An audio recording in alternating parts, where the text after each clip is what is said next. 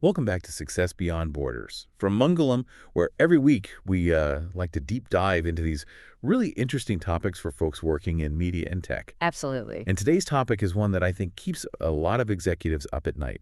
It's that age-old question of why global success doesn't always equal local revenue. Yeah. That's the million-dollar question, isn't it? Especially for Hmm. media and tech companies that are, you know, so eager to tap into those emerging markets. You would think that a great product would naturally find its audience right, but it can be a lot more complicated than that. Right. It's like that old saying, build it and they will come. Doesn't quite apply in the global marketplace, does it? Hmm. To really get into this, we're going to kind of dissect the rise and fall of Quibi. Remember them. That short-form streaming platform launched with a ton of fanfare like a few years back. Oh, yeah. Quibi is almost like a textbook example of what not to do when entering new markets. I mean, Yeah. they had everything going for them. Big stars, huge budget, a really novel concept designed for mobile viewing. They were everywhere. I remember thinking, like, this is going to be huge. Yeah. So what happened? Why did they shut down so quickly? Yeah, so on the surface, it seemed like they were tapping into a global trend, right? That undeniable shift towards mobile-first entertainment.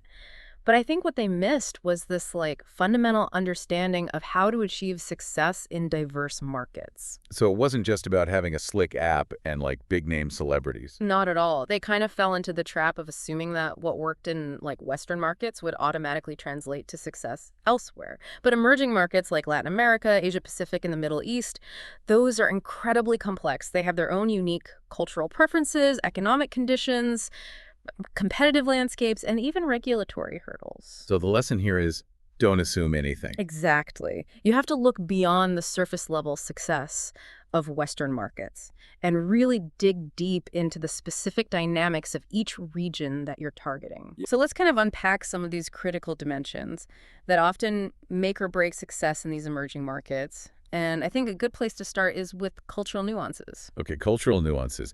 You've got a killer product, but are you sure it actually fits the cultural context?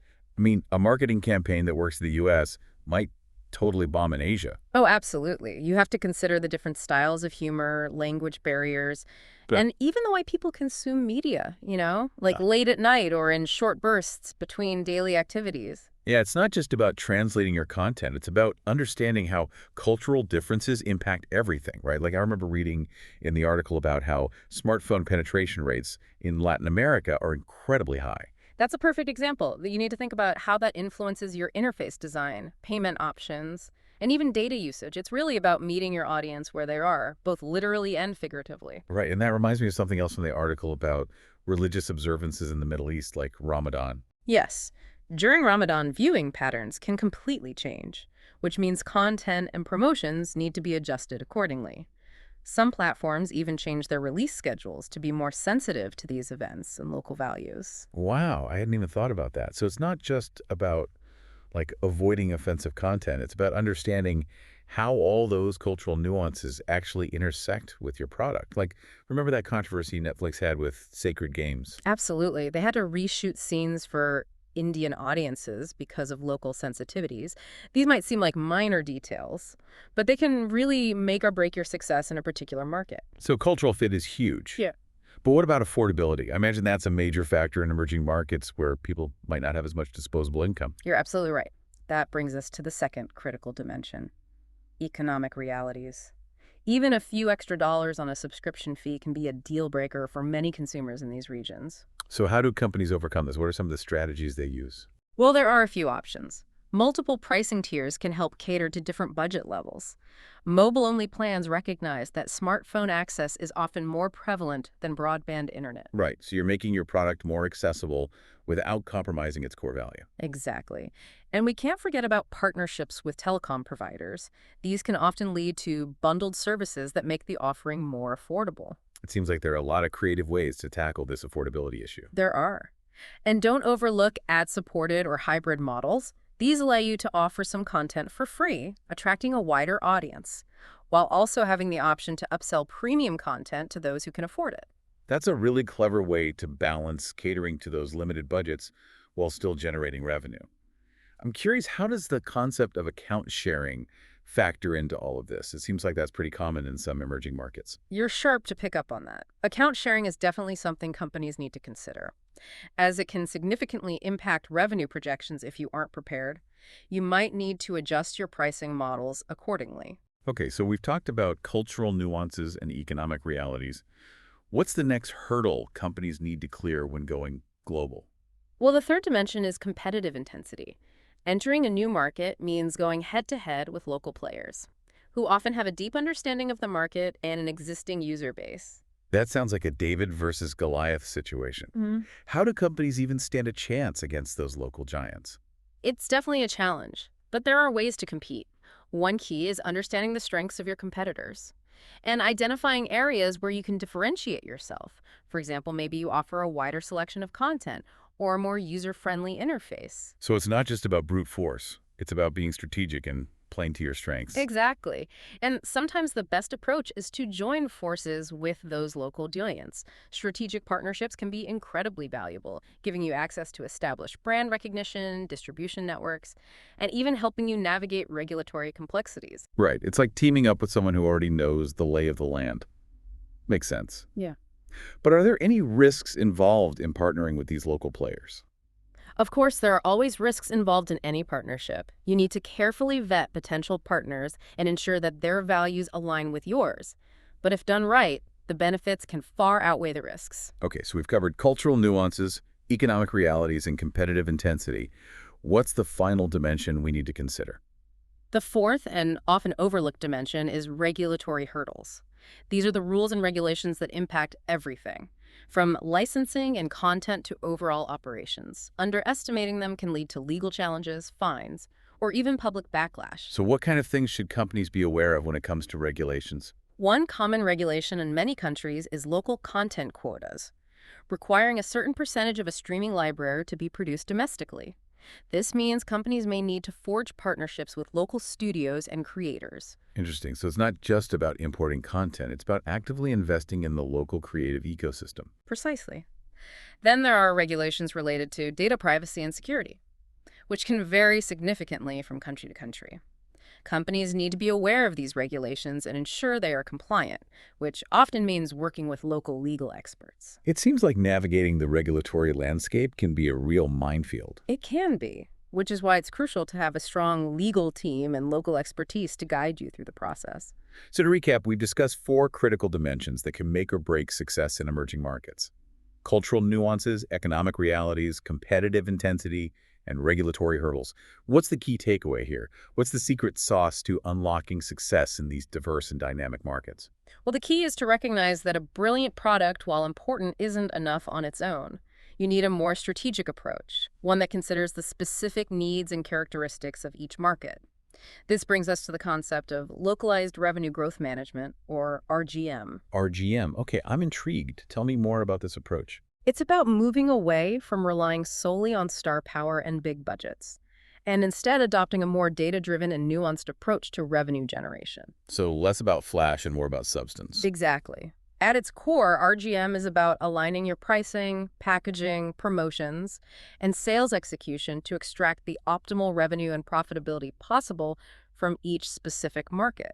It sounds like a very tailored approach, Hmm. which makes sense given everything we've been talking about. But how does this differ from traditional market research? While traditional market research provides valuable insights, it can sometimes fall short.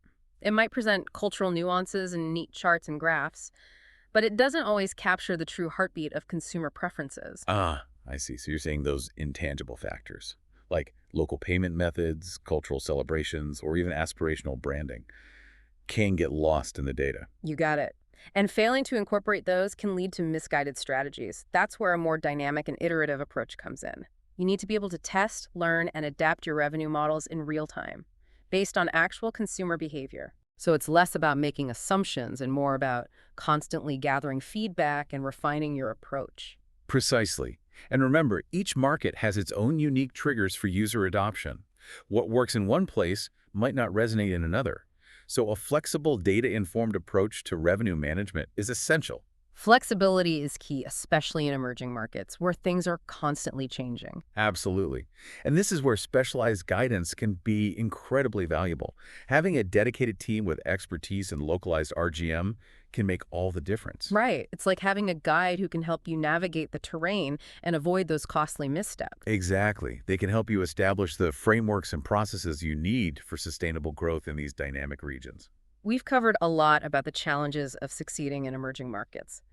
But let's switch gears. What are some of the opportunities that these regions present for media and tech companies? That's a great question, and it's something we'll explore in depth in the next part of our deep dive.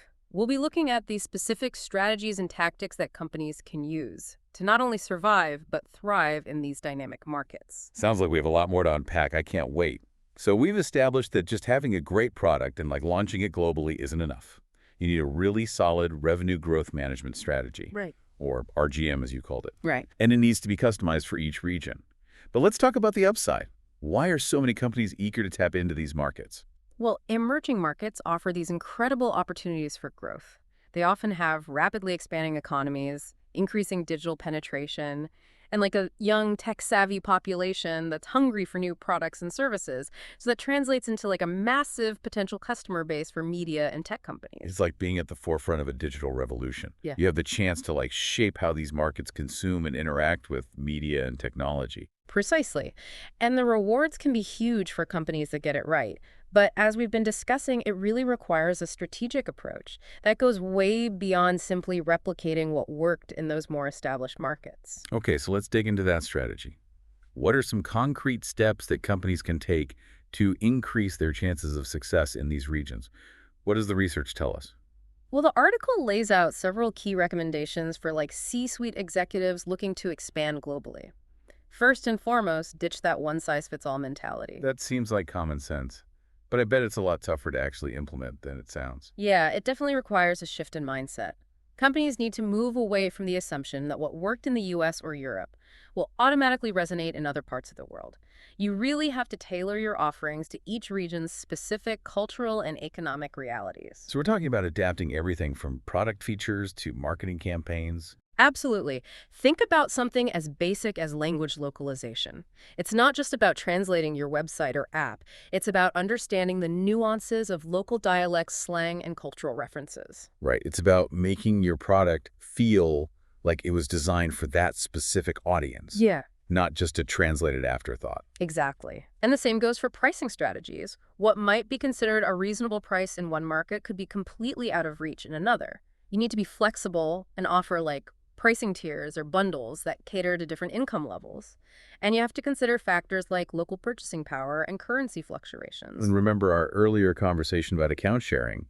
Companies need to factor that into their pricing models as well. That's an important point. Account sharing is so prevalent in some regions that it needs to be considered from the outset. It's all about being adaptable and responsive to the unique characteristics of each market. Okay, so tailoring your offerings is key. What else should companies be focusing on?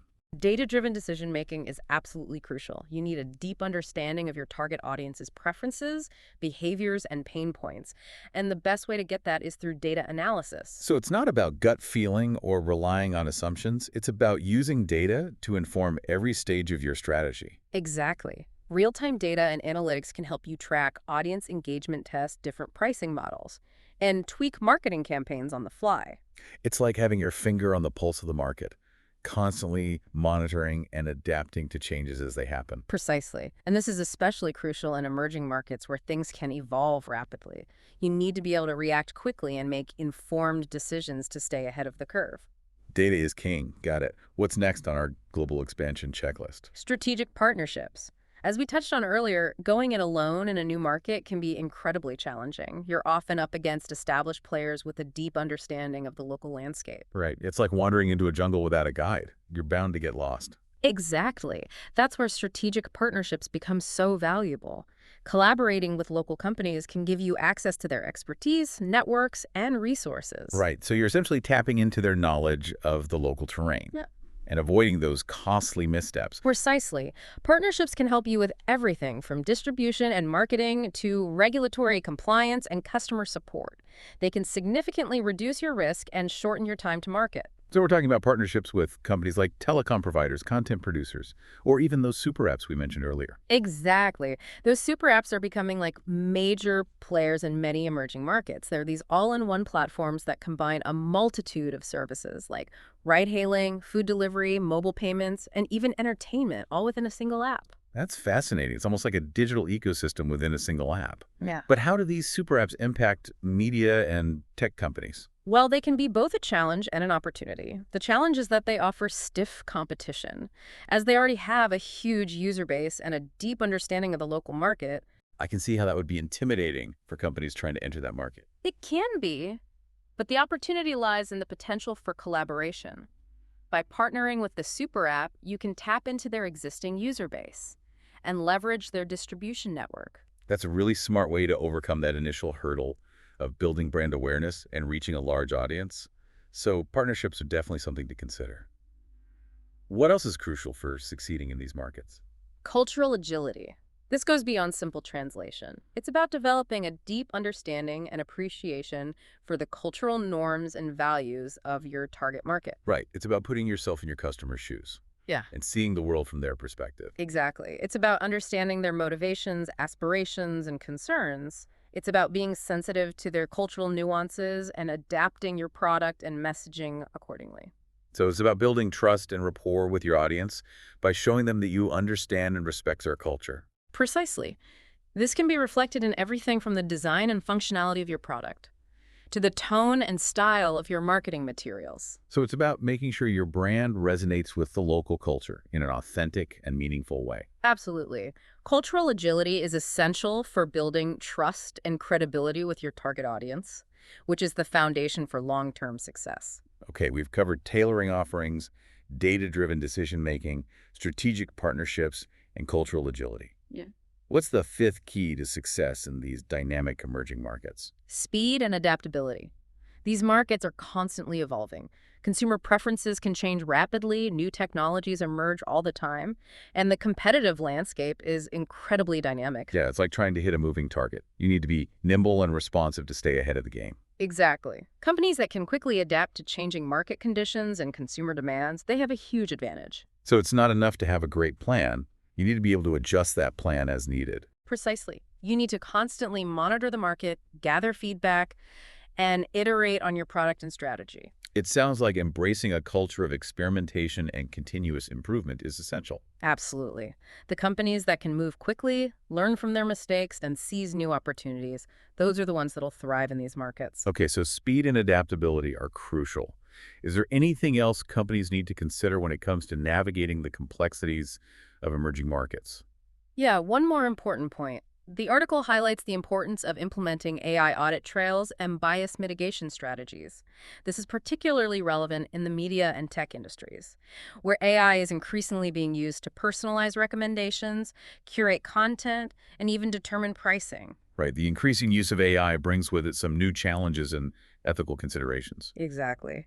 AI algorithms can inadvertently perpetuate existing biases, which can lead to unfair or discriminatory outcomes. And in emerging markets where trust is so crucial, that kind of bias can be incredibly damaging to a company's reputation. You're absolutely right. That's why implementing AI audit trails is so important. These trails provide a record of how AI systems are making decisions, allowing companies to identify and address potential biases.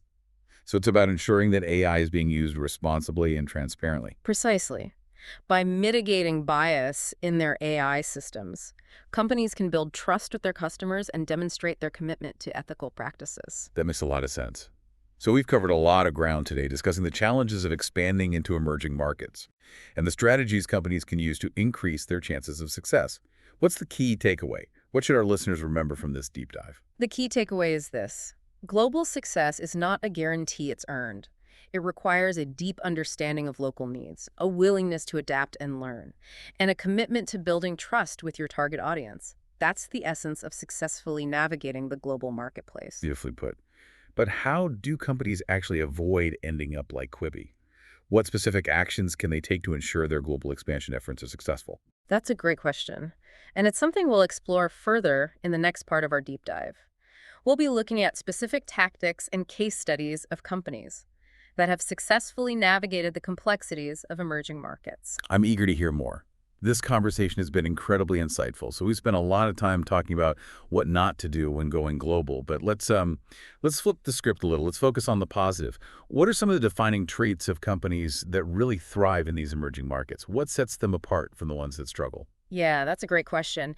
There are several key hallmarks that consistently stand out. And I think the first is they embrace a mindset of continuous learning and adaptation. They're not afraid to experiment, gather data, analyze trends, and really adjust their strategies based on real-time feedback. So it's about being flexible and responsive to change, right? Not like clinging to a plan that might no longer be working. Exactly. The global marketplace, especially in these emerging markets, is constantly evolving. So the companies that can quickly adapt to those new challenges and opportunities, those are the ones that ultimately succeed. Makes sense. What else do these successful companies do differently? Well, they prioritize building those strong local teams and partnerships. They understand that, real market knowledge comes from people who live and breathe that market every day. So they empower local talent to drive strategy and make decisions, recognizing that, they have just invaluable cultural insights and expertise. So it's about acknowledging that you don't have all the answers and that sometimes the best insights come from those that are closest to the market. Absolutely. It's also about building trust and respect within the local community. It's Yeah, not just about, extracting profits. It's about creating a win-win situation for everyone involved. that's a great point. It seems like building those authentic connections with the local market is so crucial for that long-term success. It absolutely is. And this kind of leads to another key trait of successful companies. They prioritize building trust with their audience. They understand that brand loyalty is hard earned, especially in markets where consumers, might have been burned by companies that didn't fully understand or respect their needs. So it's not just about having a great product. It's about demonstrating that genuine commitment to the market that you're serving. Exactly. They go above and beyond to show they're invested in that local community, whether it's through supporting local initiatives, tailoring their products to meet specific cultural needs, or, ensuring their business practices are ethical and sustainable. So it's about becoming a valued member of that community, not just a faceless corporation trying to make a quick buck. What else sets these companies apart? Well, they have a long-term vision. They're not just chasing short-term profits. They're building sustainable businesses that can thrive for years to come. They invest in developing local talent, fostering innovation, and creating a positive impact in the communities that they serve. So it's about playing the long game, building a legacy, and really becoming an integral part of that market's growth and development. Precisely. They see themselves as partners in progress, working collaboratively to create a brighter future for everyone involved. That's an inspiring perspective. Any final thoughts for our listeners as they embark on their own global expansion journeys? What's like the one thing you'd want them to take away from this conversation? I think the biggest takeaway is this. Global success is not a destination, it's a journey. It's a process of continuous learning, adaptation, and collaboration. And it requires humility, empathy, and a genuine desire to understand and serve your audience. Embrace the challenges, celebrate the wins, and never stop learning. Beautifully said. It's been a fascinating exploration of the complexities and opportunities of global expansion. Huge thank you to our expert for sharing their wisdom and insights. It's been my pleasure. And to our listeners, thank you for joining us on this deep dive. We hope you've gained some valuable knowledge that will help you navigate the ever-evolving world of global business. If you enjoyed this episode, please like, subscribe, and share it with your network. Until next time, keep exploring, keep learning, and keep pushing those boundaries of success.